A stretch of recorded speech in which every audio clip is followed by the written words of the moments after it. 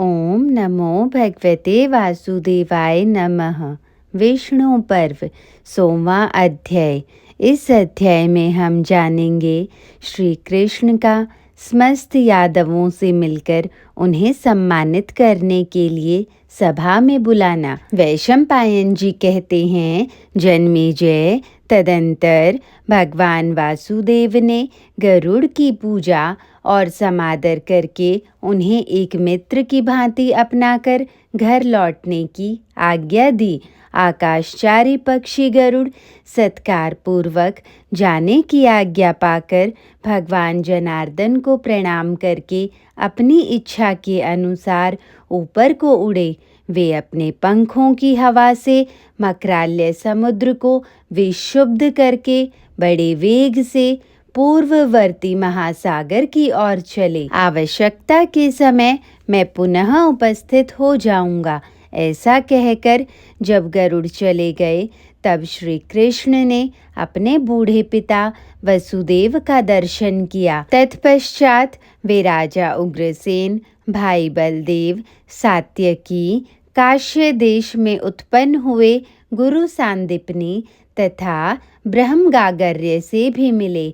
फिर दूसरे बड़े बूढ़े वृष्णिवंशियों, भोजों और अंधकों से भी उन्होंने भेंट की। तत्पश्चात अपने पराक्रम द्वारा प्राप्त हुए रत्न समूहों से उन्होंने समस्त यादवों का सत्कार किया।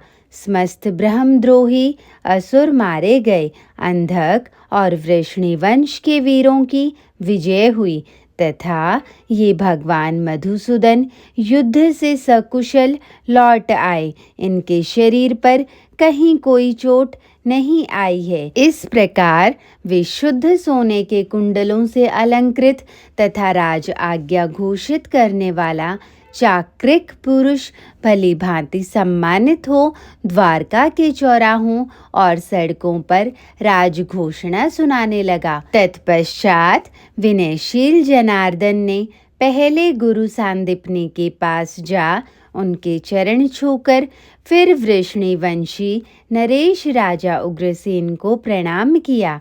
इसके बाद इंद्र के छोटे भाई श्री कृष्ण ने बलराम जी के साथ जाकर पिता के चरणों में प्रणाम किया। उस समय पिता वसुदेव के नेत्रों में प्रेम के आंसू भर आए और उनका हृदय आनंद के समुद्र में निमग्न हो गया।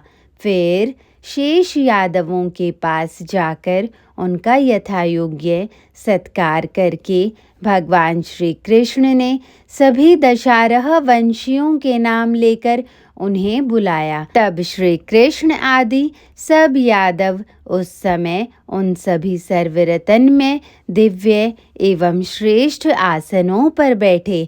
तदंतर किंकर नामक राक्षस जिसे ले आए थे, उस अक्षय धन को श्री कृष्ण की आज्ञा से सेवकगण सभा में ले आए।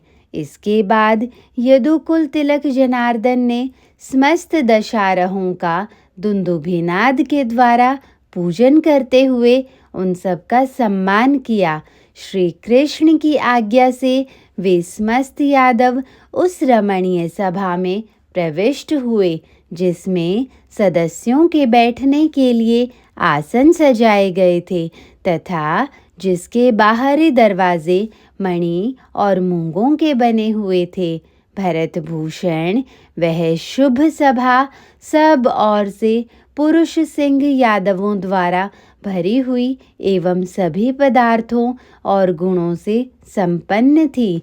जैसे सिंहों से पर्वत की गुफा सुशोभित होती है, उसी प्रकार उन यादवों से उस सभा की अधिकाधिक शोभा हो रही थी। राजा उग्रसेन तथा भोज और वृष्णिवंश के श्रेष्ठ पुरुषों को अपने आगे रखकर बलराम सहित भगवान श्री कृष्ण सुवर्ण के बने हुए विशाल सिंहासन पर आसीन थे। वहां बैठे हुए उन यदुश्रेष्ठ वीरों को उनकी अवस्था और प्रीति के अनुसार संबोधित करके पुरुषोत्तम श्री कृष्ण उनसे इस प्रकार बोले। इस प्रकार श्री महाभारत के खिलभाग हरिवंश के अंतर्गत विष्णु पर्व में सभा प्रवेश विषयक 100वां अध्याय पूरा हुआ। जय श्री कृष्ण।